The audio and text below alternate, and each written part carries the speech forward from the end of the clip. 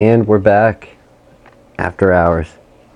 It's going to be a little silly. It is currently 2:18 a.m. I doubt there's even going to be anybody awake to watch this, so I guess if it was you and you clicked the link, thank you. I do appreciate it. Thank you for clicking the link and tuning in. And if it's after the fact when it's not live, thank you for clicking. I appreciate it. So, we're back. We're going to continue this train wreck from earlier today. I didn't get an actual decent length of live stream in. It was a little hectic. That being said, going by the thumbnail, we are here. Something I've been meaning to do now that I have a few minutes to do it.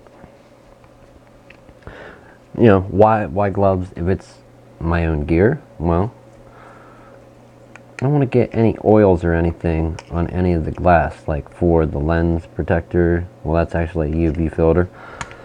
And when I get to the actual lens, I don't want to get any oils from my skin on it. So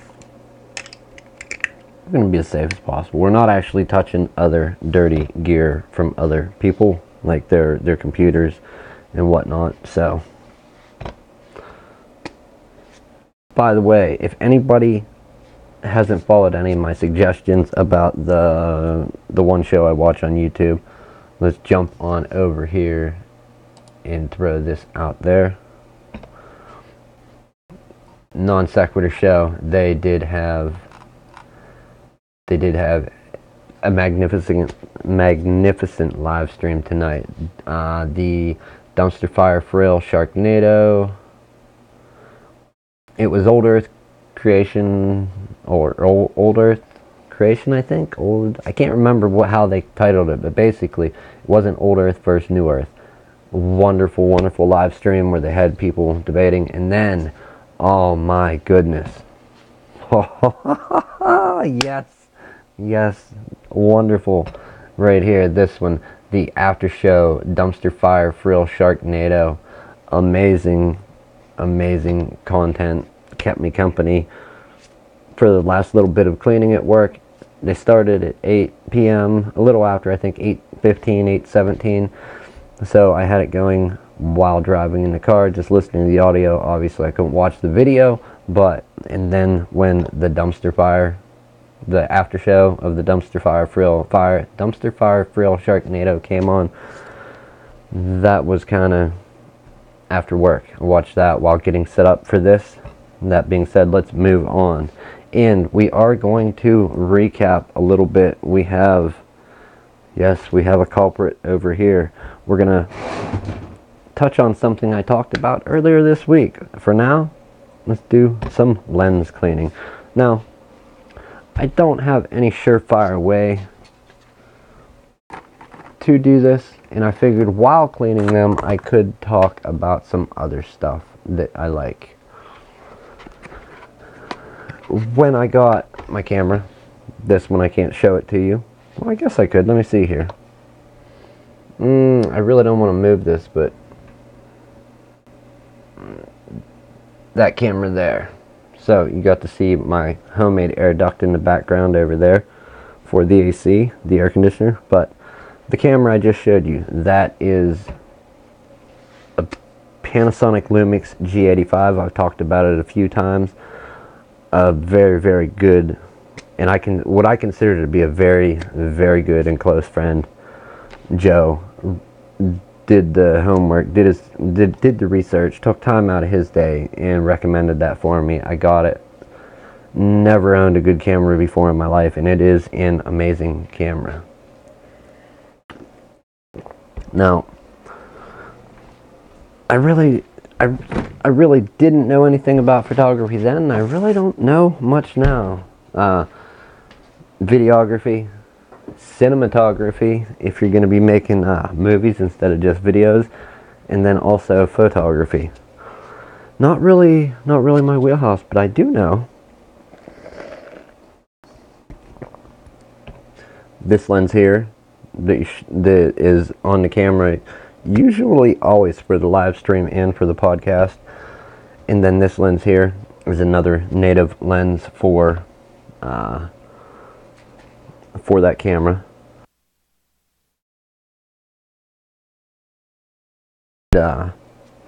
And what I mean by native is it has the mount on the lens that mounts right up to the camera, micro four thirds mount. Now these lenses here,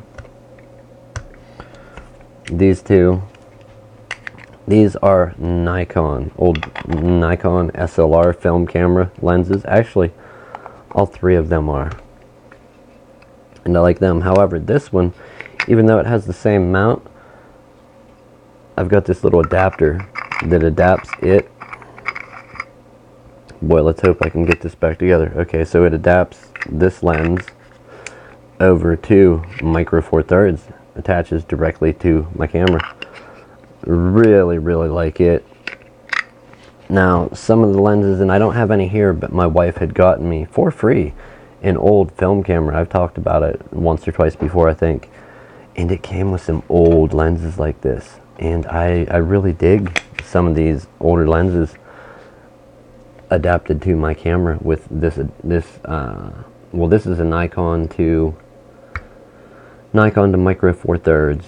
I can use these old Nikon lenses, and wow, just some of the photos you get. And if you're a person that's into bokeh, or you like getting that blur in the background, some of the photos you can take with these old lenses are amazing. And anybody that has ever looked at lenses, as we are going to go check out right now, I guess Amazon is pretty standard for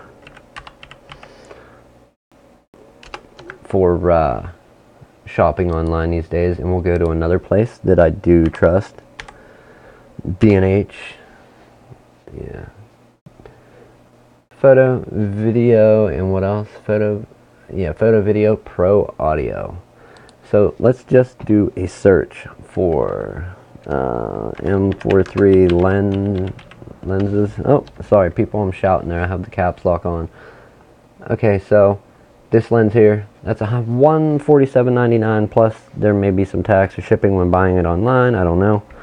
We're not talking about that, but that lens, this right here, is the equivalent to this lens.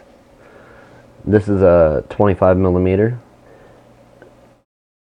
micro four thirds native mount, 25 millimeter. However, I paid $80 for this. This is made by 7 Artisans. It is a Chinese company that makes it.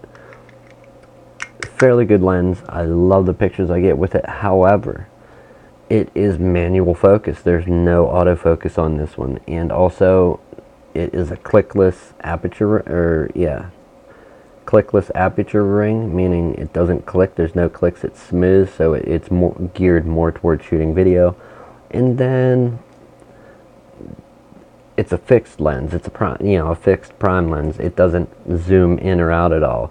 Even though the lens does go in and out, that's just the focusing. So I paid, I think, $79.99 for this, and it's Panasonic equivalent that has autofocus right here. Well, that's $147.99. You do get autofocus, which means when you start to hit your shutter button on the camera, or you touch the AF on the touchscreen on the back, it will automatically focus. This lens is not capable of that. So yeah, and then you get into some other lenses. Let's adapt these over. So we have this one. This is roughly, what is the size? This is a 50 millimeter. Now when you take these older lenses and adapt them to micro four thirds, you roughly double the focal length of the lens, and this is a 50, so we're going to say 100 millimeter Panasonic lens.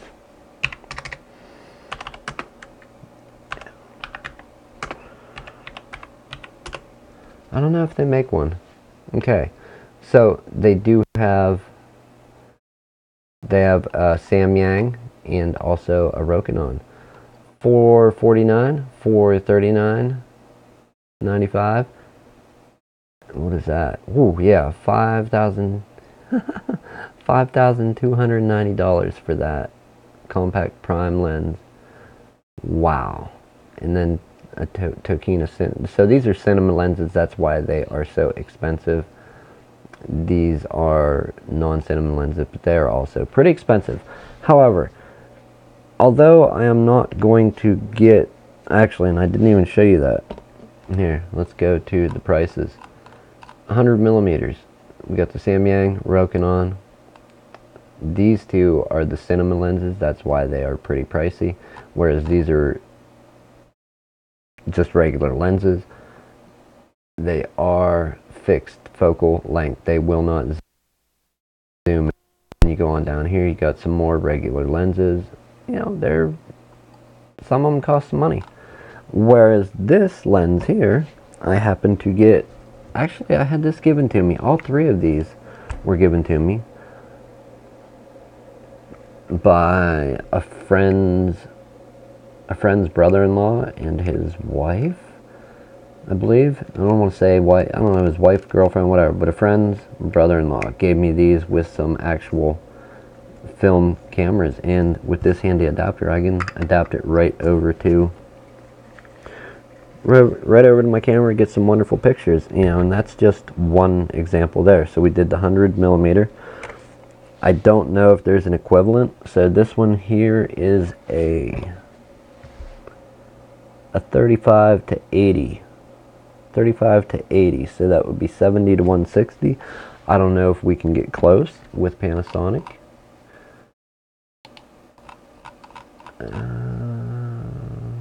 What would I say? 70 to 160.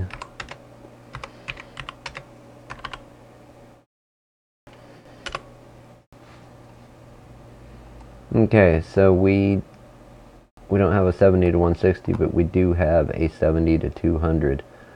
One lens, that's crazy. $19,900. And then also 300, yeah, that's just the kit. So we're not getting that same focal length. But just the fact that's for a full frame coverage. There's no focus shift over the zoom range, meaning if you focus and then you zoom in and out, your focus is not going to change. There's a lot of technology inside this lens that is making it cost that much.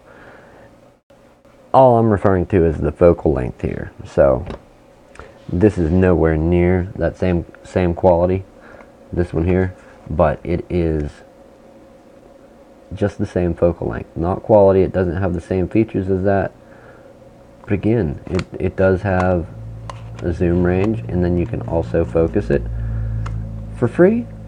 It's one of my favorite lenses for an old film camera lens, an old Nikon film camera lens. And then we have this one here. This is, what is this?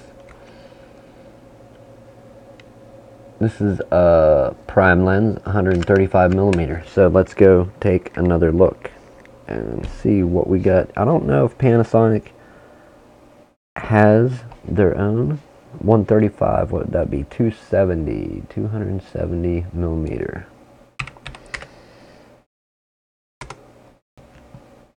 Okay, so we have a 200 millimeter lens, and yeah, not quite what we're looking for. Not quite. So just that one super expensive. What is this here? 70 to 200 again. 50 to 200. So no actual, chances are you're going to find what we found here is like a 45 zoom lens, not a prime lens. This one was a 135 millimeter, basically going on to micro four thirds. You would double it up. There may be slightly different mass to it, seeing that it's an old SOR, like a film camera lens. I don't know all the technicals, but I know they do take some wonderful pictures, and for free you can't beat it. When, you know, that is a good way to get some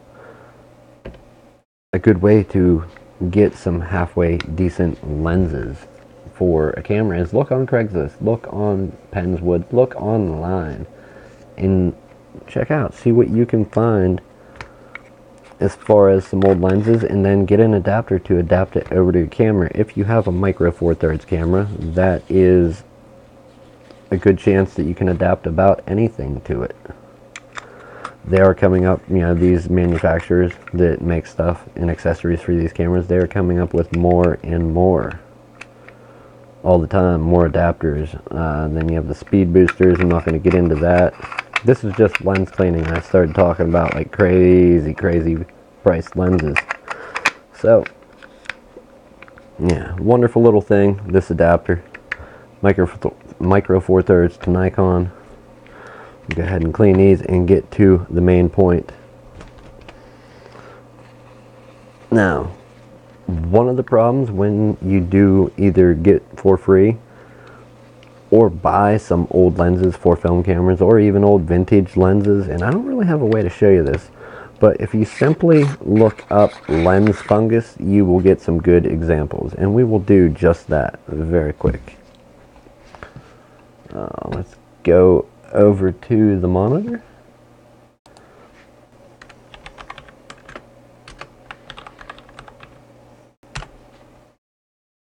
Okay, so we do have some examples there. Let's go for images. Okay, basically when you look through your lens or look at the back of it, possibly even the front, you're going to see something. Yeah, when looking at your lens on the front or the back, looking through it, opening up the aperture to its full width. I really wish you can't see the lens fungus in there, but no, I guess you could. Yes, I guess you could. Yeah, see the spots in the lens? That's not dirt, that's internal, and I would have to either A, tear this apart and risk breaking it or not being able to get it back together to clean it, or send it away to have somebody clean it. I don't know the prices on it. I do want to check into it. So basically a nicer view of lens fungus, that's what it looks like, and all kinds of examples. That just happens to lenses over time, more specifically older lenses. So let's go ahead and clean this out and clean the front of this off, put it back together. Ooh. I guess we have this one other part. Now that is fairly dirty, so what I'm going to do is get out some anti-fog lens cleaner that I have, and this is such an old kit. I got this in one of the bags, either with the free camera and lenses that my wife had got me, or the one that my friend's brother-in-law, or I guess I can just say friend. I know the guy, but not as well as I know my other friend.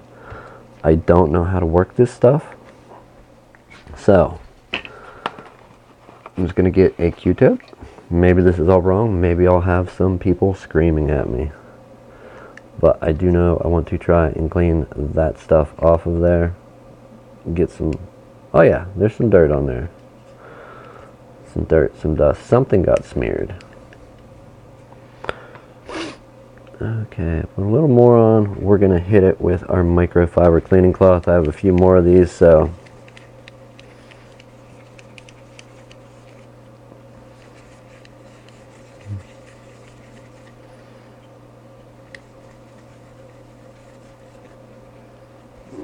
just a little bit of dust, and microfiber cloths, the cheaper ones, do leave little pieces of themselves behind. So yes, you can see here that just from rubbing that around, I am getting a fair amount of dirt for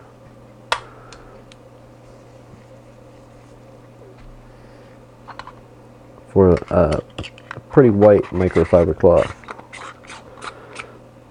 Okay, so that one's pretty clean.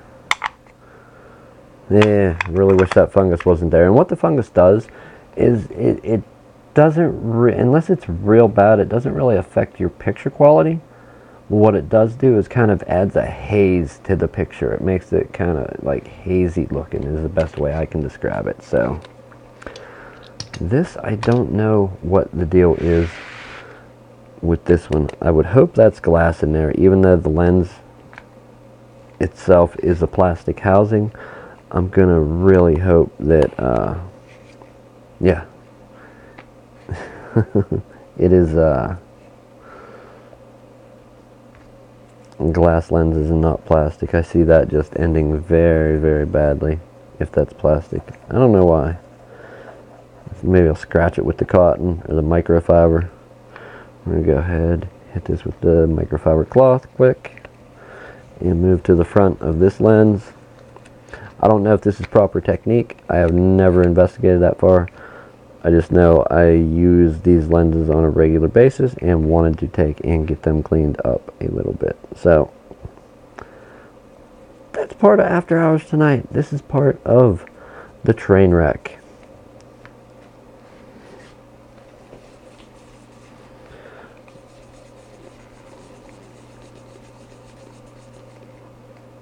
Oh yeah, okay, that looks great. That did help clean that a little.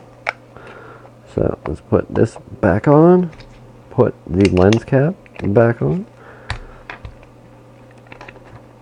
I don't know, should I hit this one? I just did this one by hand. Yeah, it's fairly clean, and I don't think there is any, no lens fungus, and that came out very, very clean. So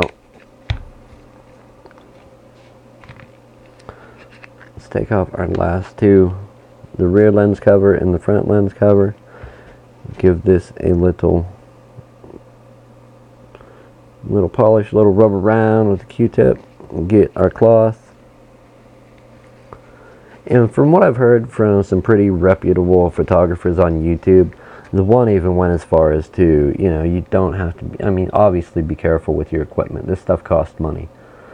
But he actually took some piece of metal and started chinking, like smacking it into the front of a lens, and it didn't actually mark it up. So the housing is a different story, but the elements are usually pretty robust, and you're not going to hurt it. And then I've seen some people online also freak out about the tiniest little speck of dust on their lens. So, but for the most part, some very reputable photographers said you're not really going to hurt them much. And his point to that was you don't have to buy new lenses. You can buy a used version of the same lens of what you cost you new, and save a substantial amount of money. So let's take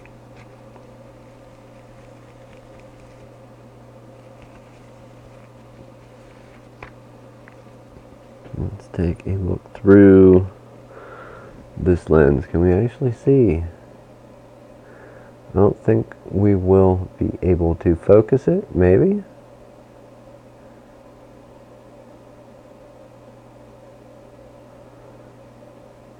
Nah, not gonna happen really. Maybe we put it right up there.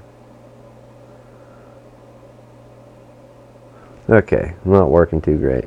Now that was trying to focus. Let's throw it back up. And if you ever hear people talking about cameras and don't know much about it, and they say aperture, that is what they're talking about. That opening and closing.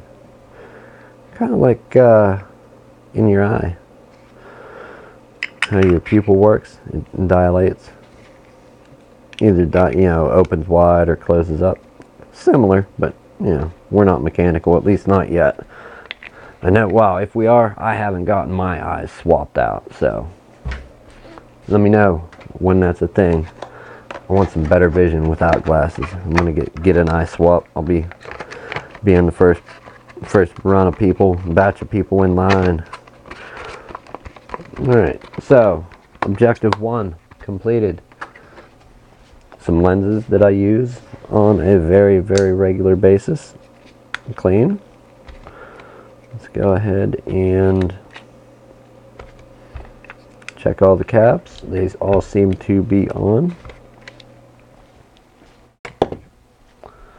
Coming up on Monday, and I know this isn't gonna even be the slightest bit interesting for anyone, but look at this stack of paperwork that I get to wrestle my way through.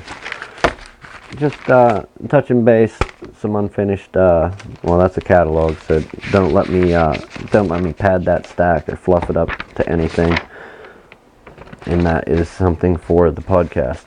But yes, all stuff I need to check into on Monday. Not looking forward to it. I don't like paperwork. Most of it is I just have to finish writing stuff, so yeah. That's that. On to my next point. This is,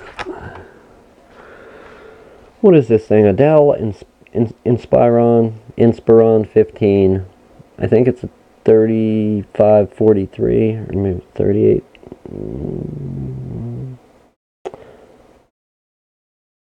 I'm not sure on the other numbers, but nice computer. You got your little Dell logo. You have a touch screen, so it does have a touch screen. Trackpad's a little iffy. It works fairly well.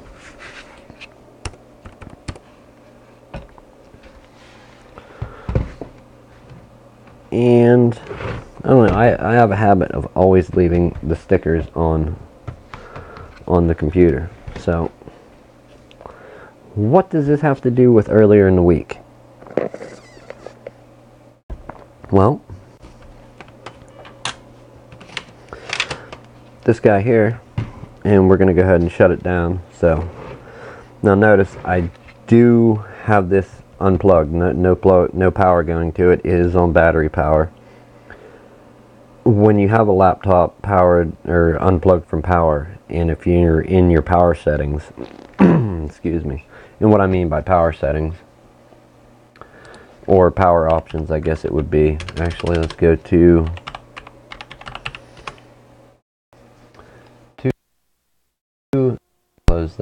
close that. That stuff is not important. Control panel, back up, power options.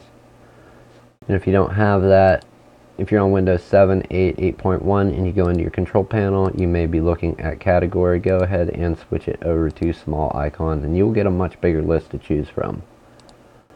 Power options. If you don't have it set, you can change your plan settings. Basically when to turn off the display, when to put the computer to sleep, and then you get some advanced power settings. Turn off your hard disk, the power processor, power management, multimedia settings, like if the computer's going to sleep or not, whenever you're streaming media, sleep, hibernate settings, all that, okay? So unless you're changing your settings, by default, most computers, when unplugged from power, are, in general, most laptops are meant, they'll throttle the processor, have it run at a slower clock speed, and also its turbo boost won't go as high when running on battery versus plugged into power. So we're going to go ahead and shut this one down. Alt F4. I use it all the time. I usually do not go and do this. This is one thing I do not do a whole lot of, is go here and then click on power and then shut down. I don't want to do that because I'm streaming. I rarely ever do that. What I do is this. I go hold down Alt, hit F4 now, and it brings up the shut down, restart, sleep menu. And if that doesn't work for you on your laptop or even your desktop, see if you have an FN key. If you have multimedia keys, volume, internet, brightness, contrast, anything like that, external display, and they are set up that they work when just hitting them, you may need to hit the FN or Alt FN together and then hit F4. So we'll cancel that. So once again, Alt F4 brings up your shutdown. So let's see what there is. We have switch user, sign out, sleep, shutdown, restart. So what I'm going to do is shut down. On to my main point. What does this computer have to do with earlier this week? Well, oh, I don't like that sound. Let's get something to set this thing on. Okay, there's one. And we will get two. Okay. The LED, the light is off. Let's go ahead and see how bad we can mess up pulling out this battery. Okay, battery's out. We'll grab our screwdriver over here. Remember when I was talking about cutting corners? Or the corners cut. So this laptop here, and I haven't tore this thing down completely, and that's one project I'm going to do tonight. You're going to notice something though when you look at this. Okay, you have your spot for your hard drive, and as usual, I'll throw it anytime I have a chance to throw this in, I will. You do have a bay or an optical drive on this computer, so let's go ahead and open that while we're here. So you got a spot for your hard drive, and then you have the spot for, you know, DVDs, CDs, if you want to burn stuff, play a movie. I rarely use one of those. What I do like are these, and this fits in the same space as those. There is different thicknesses, so if you're going to order one, be careful. I really need to start throwing links for these things in the description of the videos. I'm going to try to remember to do that. This is an OptiBay adapter. Basically, you take your hard drive, slide it in here. You can lock it in with these little screws or put your own screws through, and then that slides into your CD-ROM bay. Gives you even more storage on your laptop. So you have your spot for your hard drive, you got your Wi-Fi card, and then you have your memory. There's not two slots on this computer. Do I think that there is another one buried inside somewhere under the keyboard, under the top case, under the keyboard here, under the top case? No, I do not. I think this is one of those computers that, while cutting corners and not having a second RAM slot, it does have a fan in it. It does have adequate cooling. You can tell by looking at it. You can look right in the side vents here and see that there are heatsink fins in there, but there is no second RAM slot. So this here is an 8 gig stick of memory, 8 gigabytes. So let's hop on over to the desktop here.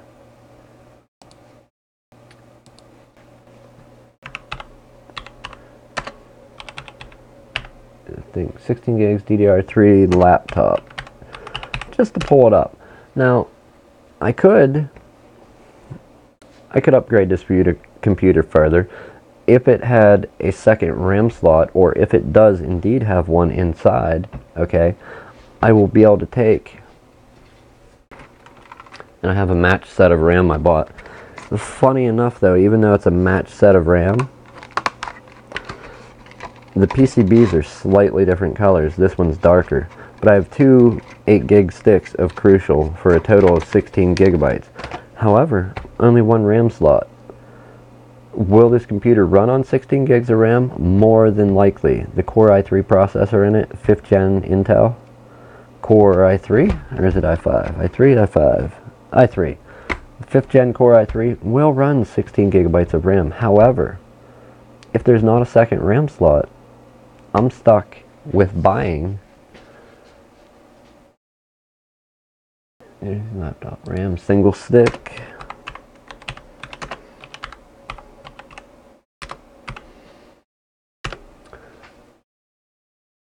I am stuck with buying basically $170, or we could go over here, $86.99, $97.99. Oh no, that's a 2-pack 8 gig. So you're stuck with buying a single stick of memory that is going to be super expensive compared to, well, compared to buying two 8 gig sticks. So that's what I'm talking about when there's corners cut. If there is not a second slot, then I have to buy that expensive stick of RAM to put into the laptop, and you know, it's a little aggravating.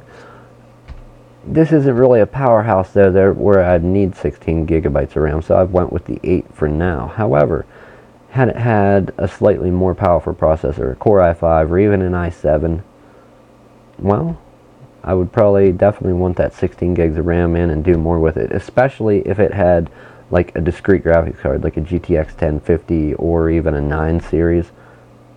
That would be amazing, but it doesn't have that.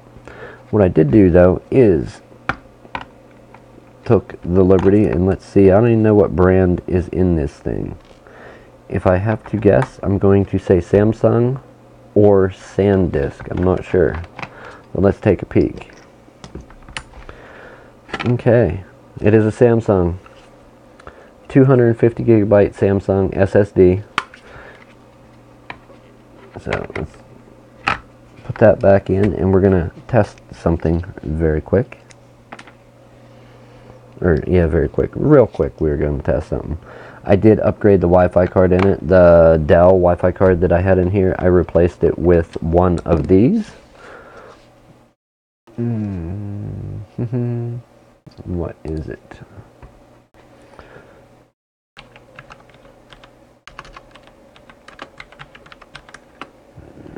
AWCE132H. Okay, where is it?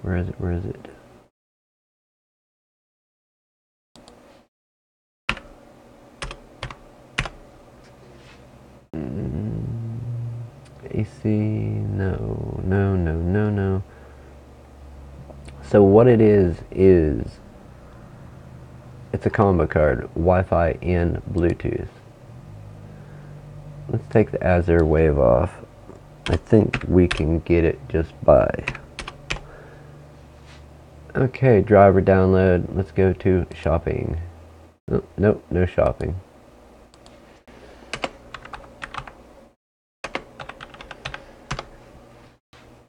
Okay. Are we gonna find it?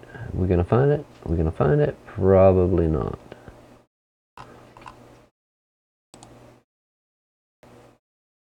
Kind of like that, slightly different. It is a fairly decent Wi-Fi card as far as connection speed, plus it's a combo card, so it has Bluetooth built in. I can't find the exact card.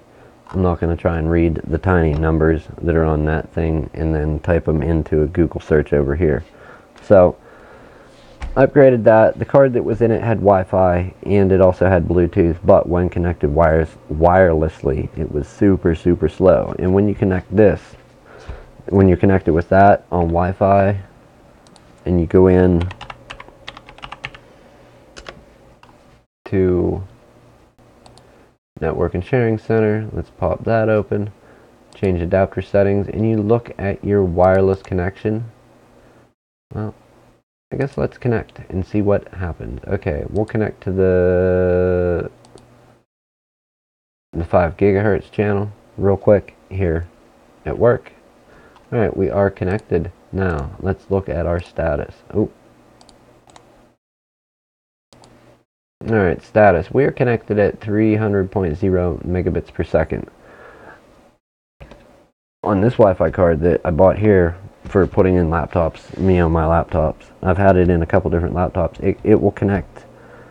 I think the best I've personally had it connected with current driver at the time was 867 megabits per second. Allegedly, if you use an ASUS router, like one of the AC66U, and I don't think I can get it not that tall, maybe. Oh, what is it? Okay, this is an N66U, not that one. Let's go for one more.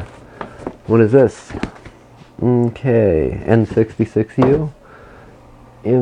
Ooh, I'm getting into moving my camera now. I don't want to do that. Yeah, we'll leave it up there. Basically, same router, the Dark Knight, but instead of an RT-N66U, it's an RT-AC66U, I believe, is the number on it. Fairly good routers. Actually, really good. I like them. My friend Matt likes them. Quite a few people, a few other friends of mine like those routers too. But when you have one of those and you put it to a certain channel with this card, you can connect allegedly over a gigabit per second. I've never seen it, only seen people make posts online about it. So, I did say in the title for this there was going to be rambling, and this is rambling. this little cut corner laptop, if there's not another RAM slot in there, which I don't think there is, limited to one slot, so I have to buy a much more expensive stick of RAM versus using 2 sticks of RAM. I usually prefer 2 sticks of RAM. Does it make a difference? I don't know. SSD upgrade, Wi-Fi card upgrade. We are going to throw the OptiBay adapter in. Of course. We are going to throw the OptiBay adapter in. And put a secondary SSD. I would like, ideally, 500 gigabytes minimum. Go for a terabyte, maybe 2 terabyte. If Santa Claus is generous, a 2 terabyte SSD would be awesome. What do we do? What do we do with this live stream? Do we see if there's a second RAM slot? I'm going to call it now and say no, there is not. I'm almost 100% certain there is not a second RAM slot in this thing. No.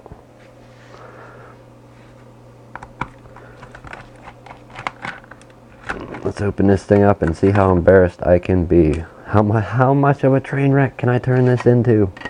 Well, people, we're about to find out. Obviously, representing Brothers Pizza. That's where I just came from work before I started this live stream.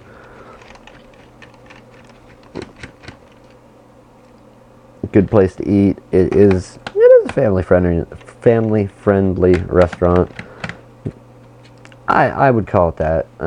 It's not the definition of family friendly, but it is a very family friendly place.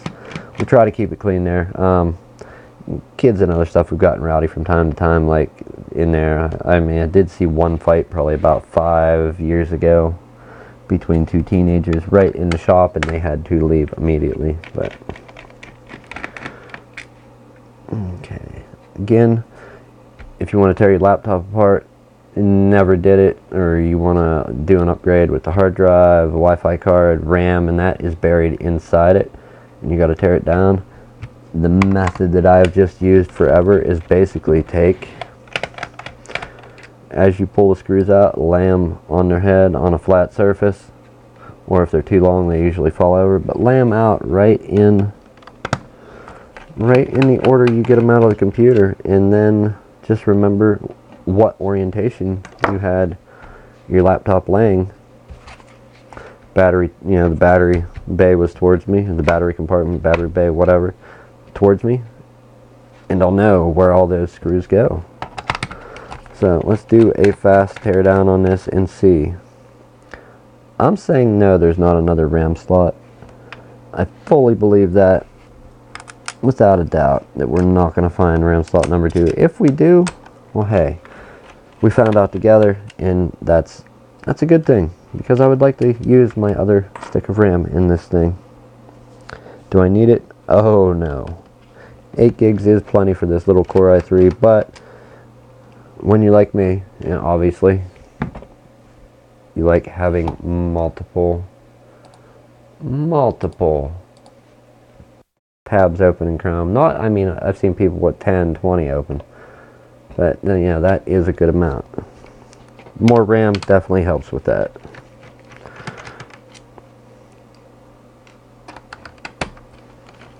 Alright, we are almost to the finish line for the bottom case part of the laptop. This screw here is coming out. This one in particular is for the optical bay, so to not lose it, even though I'm pretty sure it's the same size as my small screws there, I'm going to go ahead and put it right back in. And that way when I go to put this back in, it won't slide in all the way. If I forget that screw's there, then I'll be able to take it out, pull the screw, and put it right back in. I usually do remember, but being tired, being that I already worked here today, then worked the other job, now I'm back here tinkering around, rambling, making a complete wreck out of things. Well, I may forget. I'm a little tired. Alright. We're going to need something to open that up. Let's get our flat pry tool and see. Can we get some success here? Usually I need a screwdriver to do this, and I have to look at it, so Sorry for getting my big head in the way. Yeah, that is not.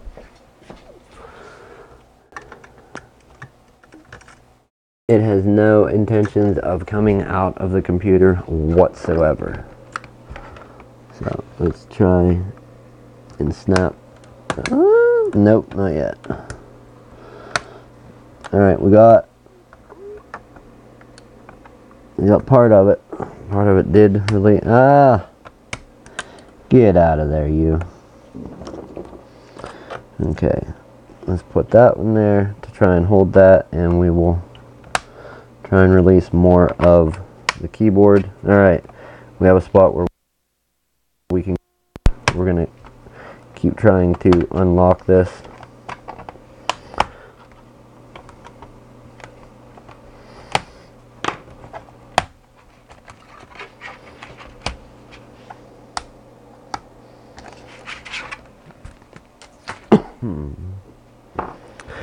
Alright, I think it's pretty safe to say already. Looking at the bottom side, you got your hard drive or SSD, Wi-Fi card, stick of RAM. I don't see it. I don't see any pins hidden in there that it could be. And then you get to this side, the top case. We got our power switch, trackpad, keyboard. Okay, so if it's a light up keyboard, damn it. If it is light up keyboard, that would be the pad right above the trackpad. Here's what I'm going to do real quick. This seems to help when that camera likes to keep freezing. I unplug the cam link, plug it back in, switch away from the camera for a moment, and then go back to it, and hopefully it doesn't freeze anymore during this stream. If it does, hopefully I catch it without letting people watch a frozen camera for a while. Alright, so power button, ribbon cable, trackpad. If it had a light up keyboard, which it doesn't, light up keyboard go there, and then the actual input, the keyboard ribbon cable for when you're typing, goes there. Let's go ahead. We're going to open this up all the way. I'm a little bit nervous. Whenever I try to do stuff like this with people watching, or whatever, name your situation, I usually get nervous and break something. We are really going to try and not do that tonight. This is my computer. I don't want it broken. So hopefully no breaks. Hopefully on my part, no breaks. Let's continue to take out the rest of the screws for the top case now, and we're going to lay them separate from the motherboard screws, which are there. Oh, and we also have the DC jack plugs in right beside the ribbon cable for the power switch. Again, these, just looking at the labels stamped into the metal here, are all the same size. So if we mix them up, it doesn't matter. They are all the same size. If they're not, and take a look if you get into tearing your laptop apart.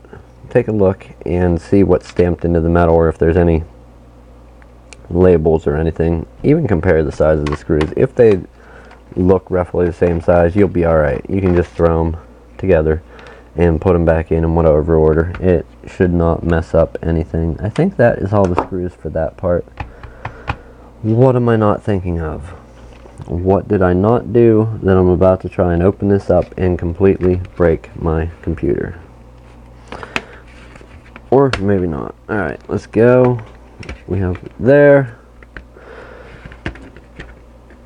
and there. We need our flat pry tool. Another sneaky spot that manufacturers like to hide screws. After you take out your optical drive, DVD burner, CD burner, whatever you want to call it, your optical drive, after you take it out, they sometimes put screws here. and you're trying to open your computer and the one side's not coming off, you're like, what the heck is holding it? Check there. You may have some screws or just some very resilient, robust snap tabs holding it in place.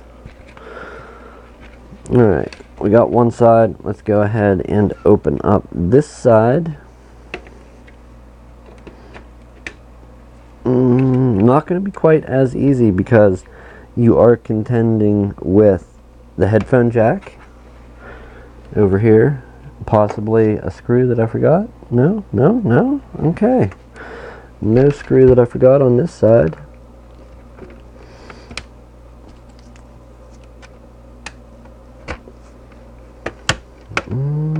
Come out of there, you. You're making me look bad and mocking me right now. I don't appreciate it, Dell. Okay, we will open this back up. I'm gonna say, tell me, did I forget a screw? No screw. It looks like the HDMI port and the audio, the headphone / microphone port are what is holding that in.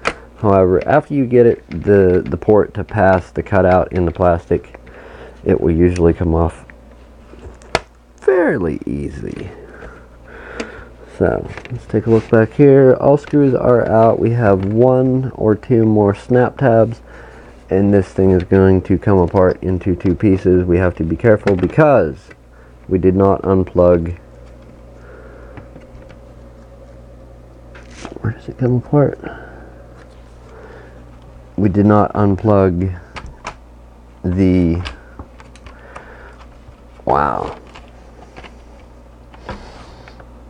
the DC jack, but from what I can tell already, we don't need to. Okay, almost. Which one is snapped in still? We're going to go, well, all of them are on the back here. So let's try it. And did we get it? No. We still have two more snaps. Let's try and push it up. There it goes. So those 2 snaps were being a little difficult, but it was all in positioning. So I did get it open. Okay, and here is the top side of the motherboard that's under the top case. Anyone new to tearing computers apart, we'll go ahead and run over just the basics of the body. You have your bottom case, then your top case will be the part we just took off. So bottom case, top case. Let's go ahead and unplug this external drive over here before I knock it off. So the bottom case, the top case, your bezel, and then your top lid. If you break any of these parts or you drop your computer, break it, and you're trying to rebuild it, whatever reason you're trying to get new parts, that is usually going to be the name. Your bottom case, top case, bezel, and top lid. Not saying they've never called them anything else, but usually that's what I've seen them labeled. You got your motherboard and a few little daughter boards here. Daughter board coming off the motherboard for the battery, for the optical drive, and then for a USB port, which, looking at the case, it's just a USB 2.0, and then the card reader looking at the top case.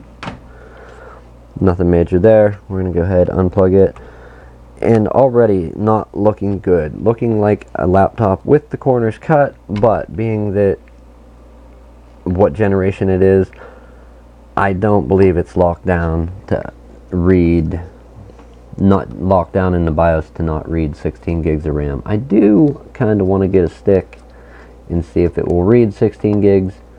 I'm guessing it will. I don't know if I'm guessing or just really hoping it does. That way if I buy one, I don't have to turn around and send it back or sell it. Go ahead and unplug the last few things. I think that's about... Oh, wait. What is this here? Okay, so we have... Is that really a sticker? It is, I tell you. Okay, so we're going to lift up that sticker, snap up our display, and then take out our display cable and undo it from the fan. We should have a few screws here. I'm counting 1, 2, 3 on that part of the motherboard, and then another 2 here for this one for this. We're not going to take this out, it's just sitting in there, and then this ribbon cable is stuck down.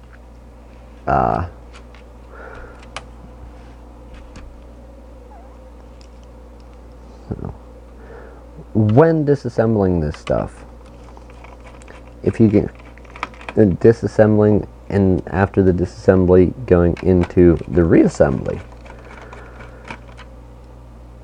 obviously that little daughter board there has 2 screw holes. You can see that there's 2 screw holes, and if you're confused if they would go in now or when the top case goes on, well, there's no 2 holes that line up where screws were, so we know they don't go through the top case.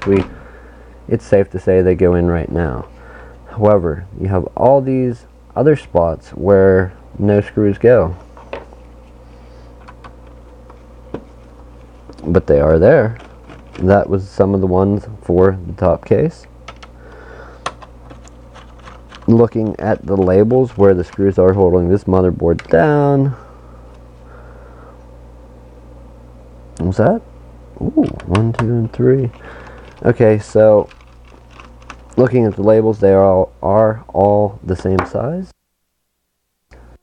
here, and then we can lift this unit out. The Wi-Fi cable may get in the way, but we should be able to make it. Keep them in their own little separate piles. What is going to prevent us from pulling this? Okay, so this one we're just going to go ahead and unplug to make it less difficult, and then lift this out. So there you have it. There is the motherboard, main board out of my Dell Inspiron 15 3000 series. I think it's a 3543, something like that. As predicted. Oh my goodness, I'm a prophet now. No, it is a little laptop with some corners cut. There is not even a spot anywhere on this motherboard for a secondary RAM slot. So I'm gonna say that a 16 gig stick of RAM, I could probably just look it up online to be sure, but you know, why do that? Just give a guess, give an educated guess with your experience. Yeah, I don't see a spot for a second RAM slot. I do, however, see a spot where maybe if it was an i5 version, a Core i7 version of this same motherboard, perhaps a slightly upgraded version of the Core i3 one, a more deluxe version of this same laptop. It seems they may be able to have some onboard RAM. Those are about the size for some RAM chips. Or perhaps if it had a discrete GPU and maybe a linked together cooling solution, the GPU would need its own DDR memory. It says VRAM 3, VRAM. So it is marked out. That is the not socket, but the spot for a GPU. So that could either be RAM for the GPU or system RAM if they wanted to build it in. Dell's not real big on doing that. Toshiba does it a lot. I've seen Toshiba laptops in the past have built-in RAM. Not that other manufacturers don't, but I haven't seen it lately. So,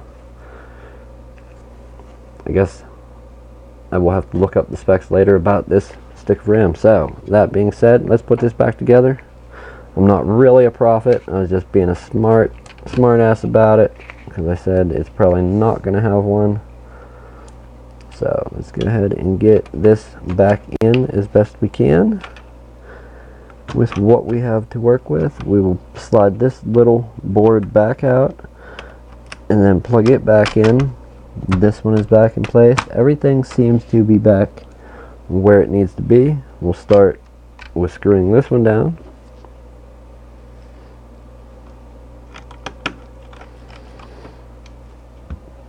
Then go to the main board.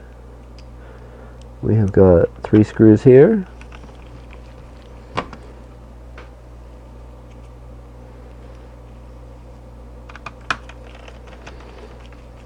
Where's your wrist strap, Nick? You're going to short that? No, we're not going to short this thing out. That was a thing in the past, but although this is sensitive electronic equipment, it's not that highly sensitive. Where, I mean, it is, but it isn't.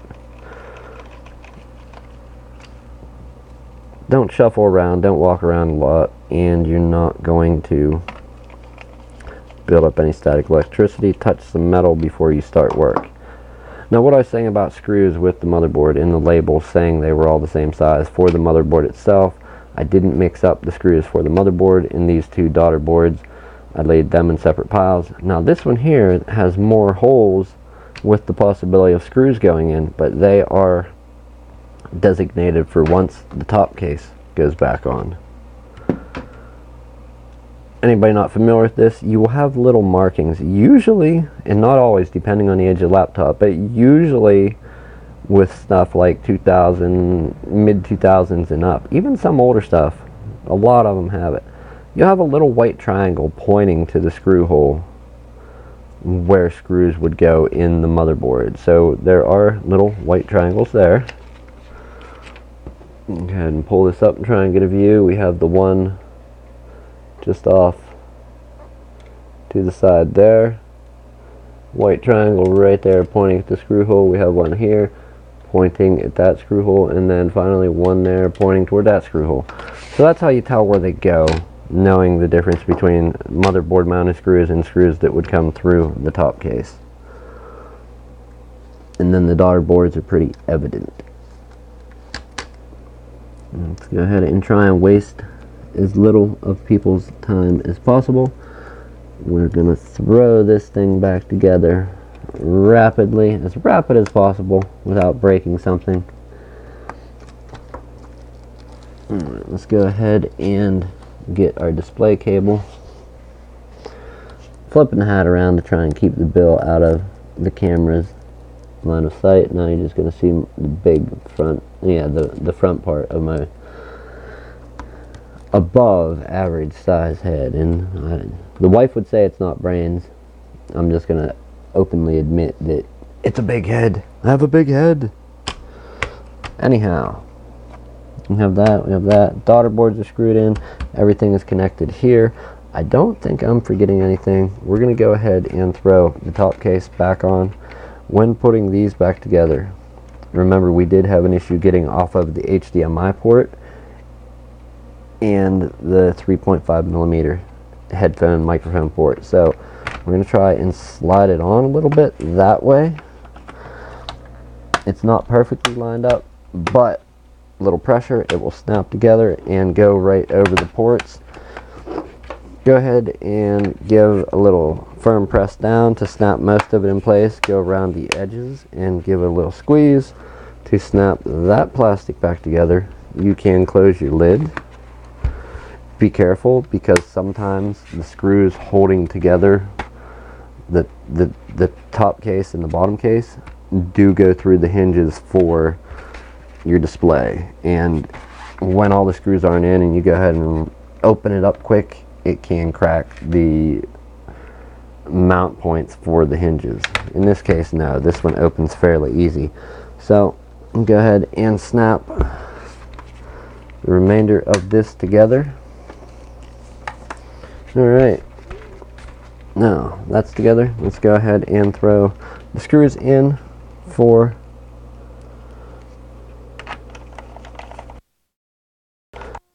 get our ribbon cables connected, put the keyboard back in, and continue with the reassembly.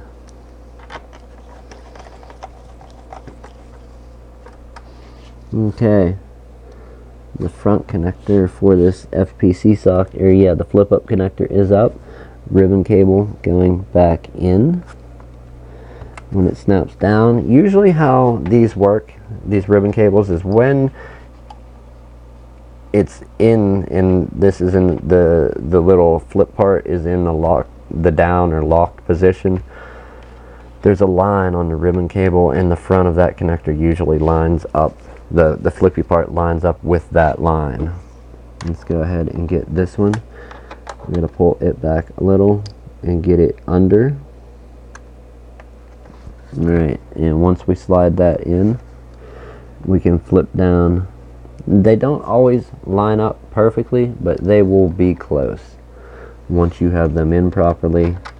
Some of them there is a little wiggle room, so you got to just check, make sure it's going in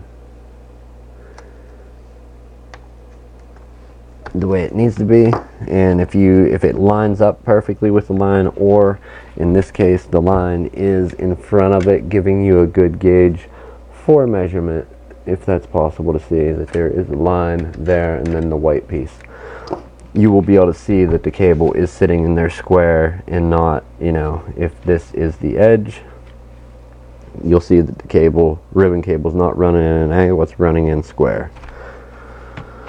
There's that and that.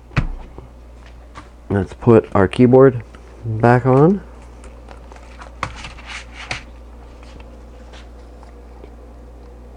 And I think we're going to call it quits. It's a late night. Anybody that is watching this? Anybody watching this? Kudos to you. Thank you. I do appreciate it. I am not that entertaining, but I'm working on it. Alright, let's go ahead and snap our keyboard in. Looking good. Hey, we're making this computer great again. I think Trump would approve. Or any owner of a computer would approve. Hopefully. We're gonna make this computer great again. I kind of wore that joke out, but you're gonna hear it from time to time. I rattled off here and there. Alright, let's pull the screw, and I didn't forget. My old brain, my cheese ain't sliding off my cracker that far yet. It is sliding, just not that far yet. Yet being the key word. Alright, optical bay, or optical drive is back in. Let's go ahead and work on getting the Wi-Fi card mounted. Alright, wires are out from under it. You get the screw for it. Stick it to our magnetic screwdriver. Press the Wi-Fi card down. Tighten the screw down, and only just like, you don't need to, when doing this, you don't need to go like cranking it 2 hand tight or 1 hand tight. Just till it snugs up with your fingers, and then maybe like an 1/8 to a 1/4 turn more. Not very much at all. It takes literally no pressure to tighten these screws down, and your computer should be safe and will stay together. I forgot to mention that. I've wanted to say something about that for a while. Anytime that I'm here turning screws and tearing stuff apart, don't crank it down super tight. So in the future, possibly just a quick upgrade to 16 gigs of RAM. My set of 2 sticks of 8 gigabytes equaling, or totaling I should say, 16 gigabytes of RAM, not usable at present moment. So we're just going to be rocking along with 8 gigs. Okay, counting down. We're almost at the end of this disassembly and reassembly. The rambling is about to end. The train wreck is almost cleaned up. I can't say Freaky Friday, somebody's gonna get me for a copyright strike, but the Friday train wreck almost over. Now this screw seems a little out of place. However, when it goes in, I'm going to check once it starts tightening up to make sure it's not winding up through my top case. It seems like it is out of place, but and indeed it is. I am starting to get a mark there. So going with, I had one other long screw, so that means I must have bumped into it and moved it. we're going to find the location of the other long screw quick. And this is why I say to lay them out in an order, because I believe two of the screws were longer than the other ones. So I need to find the location of that other long screw. Is it in the corner? I think. Yes. So if one's in this corner, a long screw, I'm going to say that two screws swap spots. The one that goes to this corner that was laying here, and this one here. Possibly when I bumped everything with either the computer or the mouse pads I have under the computer, I rearranged the order of the screws. I probably hit one and it rolled, and they were there but ended up here. That's what let me put a short screw in this corner, a long one here. And when you mix them up, and I can't really show you because it didn't mark it too bad, but you will actually, if you put a longer screw in the wrong spot, it will come up through and you'll have this nice like raised portion of plastic that is discolored. If it's black or gray, it's going to be a lighter version with white stress marks on it. So let's put our screw.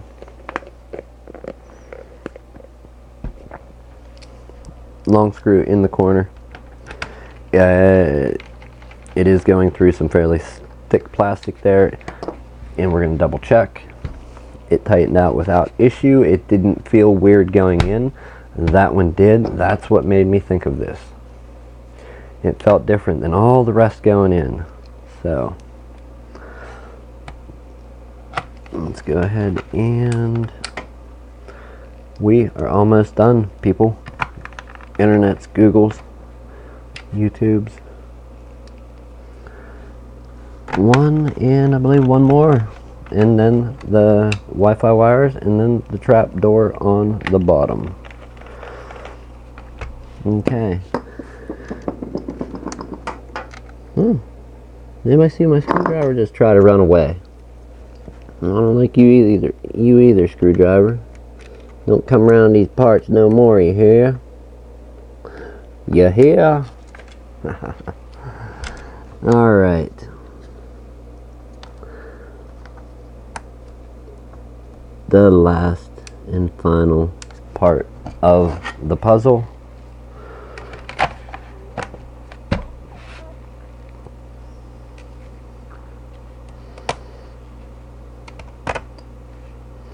And like I already said, yes, a computer with a corner or so cut. It had a viable, valid cooling solution. However, alright, that's locked down. It did have a viable, valid cooling solution. However, only one RAM slot. Not what I call great. Going back to the beginning of this whole computer segment, when not plugged into power, it throttles down the processor. It runs at a little slower clock speed. The RAM processor work together, so they're running a little slower. But there's really no way to cheat this. I guess with video I could speed the video up, but we're going to go ahead and do a boot time. Excuse me, people. Sorry about the burp. It wasn't really a burp, it was just kind of like almost not quite to the finish line, but right before of a burp. We're going to go ahead and boot this thing up without being plugged into power and see what 8 gigs of RAM is kind of the standard for Windows 10 these days, and we have a solid state drive in here. Samsung is a fairly decent, reputable brand for solid state drives. The main ones I trust are Samsung, Corsair, SanDisk, and Mushkin. Not that there isn't other great brands. There's a lot of people are making SSDs these days, but Samsung is usually my first choice when buying, followed by any of the other ones I mentioned in no specific order. Here's a boot time of this laptop. Alright, Dell logo. Spinny. Gets up to the screen. Type in the pin, and the desktop is loaded. Everything is getting ready And there you have it. It's done. Let's get down here and see what's up with our Wi-Fi. We will connect and check our speed. Just like I showed you on my desktop computer. We are going to check what speed this connects at over a Comcast business gateway / modem / router / data, whatever Comcast calls them. Alright, we are connected. Let's go ahead and go to our control panel. We will open up the network and sharing center. We're going to change adapter settings on the left, second one down, go to our Wi-Fi, right click, go to status.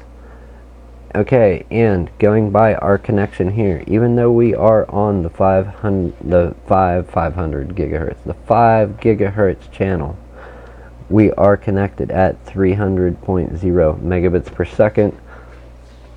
That is due to our business gateway here. At home, I do have an Asus, aka Dark Knight router, so that's why it connects at the full speed of 867 megabits per second. And that's it. I am tired. I'm gonna go home. It is late. Anybody that has made it this far, I thank you so much. If you're on YouTube, watching this on YouTube, subscribe. If you have a Gmail account, just comment, like, share. If you have any questions, ask. antisocialexp@gmail.com. dtcomputers.online. Sunday is coming up. The podcast is coming back. Some of the stuff I want to talk about. Well, I have some stuff in mind. I'm thinking about talking about snake oil type stuff, the Miracle Minerals solution, jelly juice, stuff like that. And also, there was another topic, and it's slipping my mind now, being that I'm so tired. Sunday, 2 p.m. Eastern Time. Translate that to your time, wherever you are in the world, and the live show will be on. 814-343-1757 to call in when we are live streaming if you want to be on the show. If you're on a computer, even better. You can call that from a phone, or if you're on a computer, you can call into Hangouts, and we can get some video of you on the screen. It will take a minute to set up. I'm going to try and have it set up ahead of time, so it's just a scene that I have to switch to. For the podcast, as is always, antisocialexperience.com. Check it out. dtcomputers.online. Check that out as well. Thank you, anyone for watching. And I don't know if I'm going to be back here again in the morning. I think Saturday I'm taking off. Sunday, podcast will be back. Tim, Aaron, myself, can't wait to be here and talk about some new stuff. Have a good evening, morning, however you translate it. Thank you again, every single one of you.